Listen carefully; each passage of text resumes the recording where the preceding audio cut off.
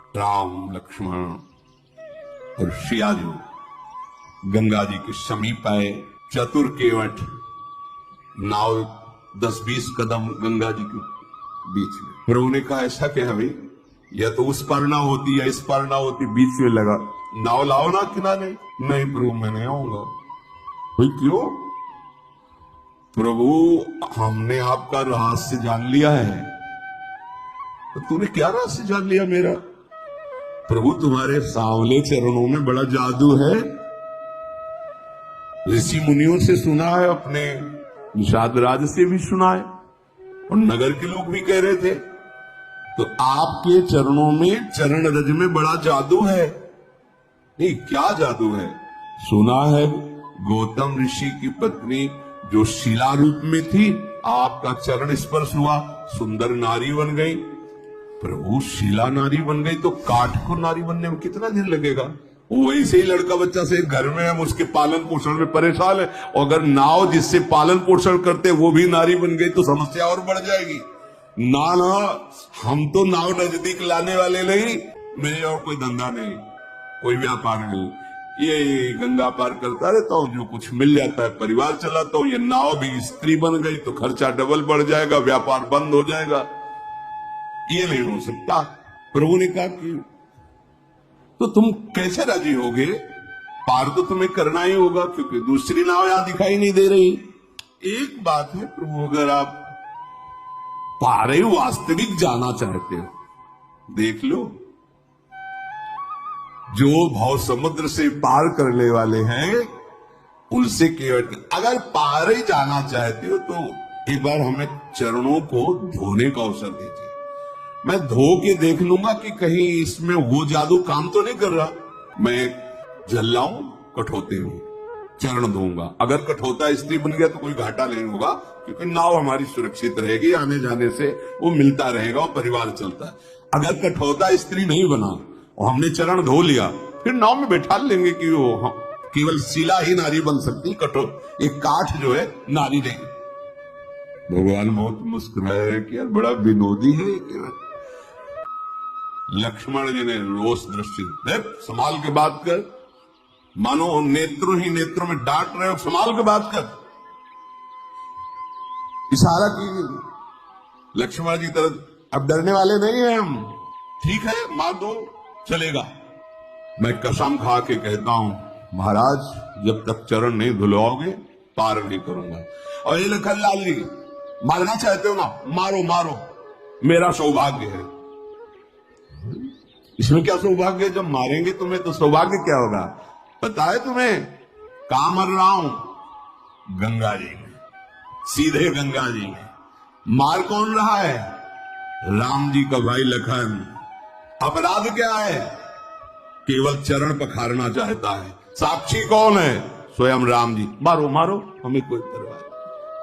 केवट की बात सुनकर लक्ष्मण जी भी शांत हो गए कि बड़ा विवेकवान है, मुझे कोई इसमें फर्क, मेरा तो अहोभाग्य आज होगा ही होगा, या तो मारो तो अहोभाग्य, नहीं तो चरण पखारेंगे अहोभाग्य। अब मुझे कोई मेरे भाग्य से विचलित नहीं कर सकता है। प्रभु ने कहा भाई तुम्हारी नाव ना स्त्री बने और मुझे पार जाना ही है, तुम उपाय कर लो। कृपा समुद्र भगवान श्री राम मुस्कुरा कर बोले भैया तो वही उपाय कर जिससे तेरी नाव बच जाए। तुझे चरण ही पखारना है, जल्दी कर, चरण धो और मुझे पार उतार दे। देखो प्रभु का कृपा प्रसाद प्राप्त करके तुरंत भवसागर से पार हो जाते हैं। नहीं, आज प्रभु निहोरा कर रहे केवट से, मुझे पार कर। जिनका नाम स्मरण करने से अपार भव समुद्र संसार से जीव तर जाता है, जिन्होंने 3 पग पृथ्वी मांगी और 2 में ही नाप ली, वो केवट से निहोरा कर रहे गंगा पार करने के लिए। परम कृपालु प्रभु जी के वचन सुनकर गंगा जी भी अंदर ही अंदर बड़ी आनंदित हो रही कि मैं जिनकी चरण धोवन हूं, प्रभु निहोरा कर रहे मेरे से पार जाने के लिए। ओहो, साक्षात महा सामर्थ्यशाली होते हुए केवट से प्रार्थना कर रहे हैं। गंगा जी प्रभु के नख कांति को देखकर अपने प्रगट स्थान यहीं से प्रकट हुई, बहुत प्रफुल्लित हो रही है। आज मैं धन्य हो गई गंगा जी पे। प्रभु ने कहा शीघ्र करो ना, रुको महाराज, पहले से व्यवस्था की। कठौता लाया, कठौती ले कि अगर बनेगा भी ना तो कठौता लड़का बनेगा, नाव खेने के काम में आए। प्रभु की आज्ञा होते ही कठौते में सुंदर जल भर कर लाया और प्रभु ने चरण पधराए। अब बहुत आराम आराम से प्रभु के कोमल चरणारविंदों को धो रहा। कैसी प्रेममयी दशा केवट, उसे देखकर बड़े बड़े ऋषि मुनि देवता पुष्पों की वर्षा कर रहे। धन्य भाग जो मुनियों के ध्यान में आने वाले चरणारविंदा साक्षात केवट उन्हें धो रहा है।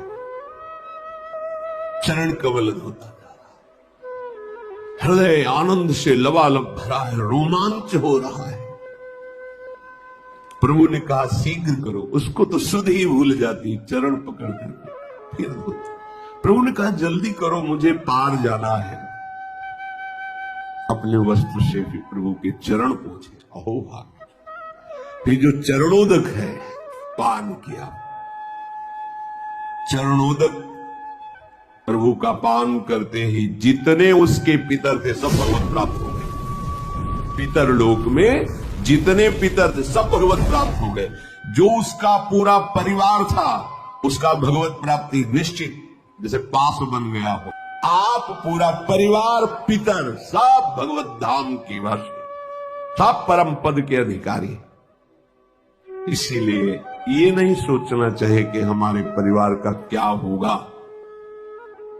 यदि आप भगवत भजन करते धर्म से चलते हैं तो पूरी जिम्मेवारी लोक परलोक की प्रभु स्वयं लगी। भगवान अपने भजन करने वाले के परिवार का भी महामंगल कर देते हैं, उसका भी पालन करते। देखो प्रभु के चरण धोए, चरणामृत पान किया तो प्रभु को गंगा पार के बार बार मुख माधुरी देखते हुए नौका चला रहा है।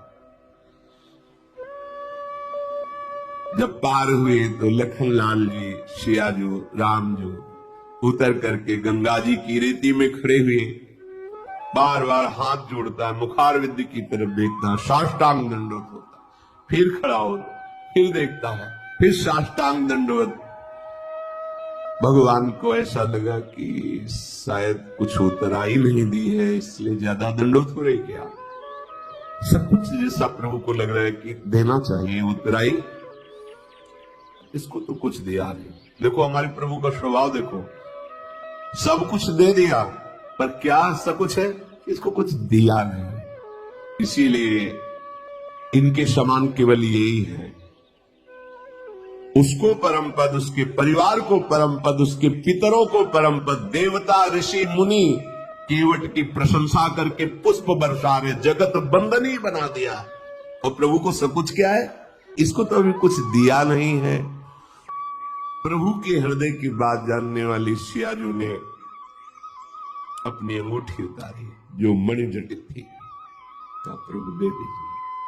प्रभु से अंगूठी के लेके कहा ये उतराई ले लो। बिकल हो के चरणों में, प्रभु अब कुछ नहीं चाहिए, आपने जो दिया है।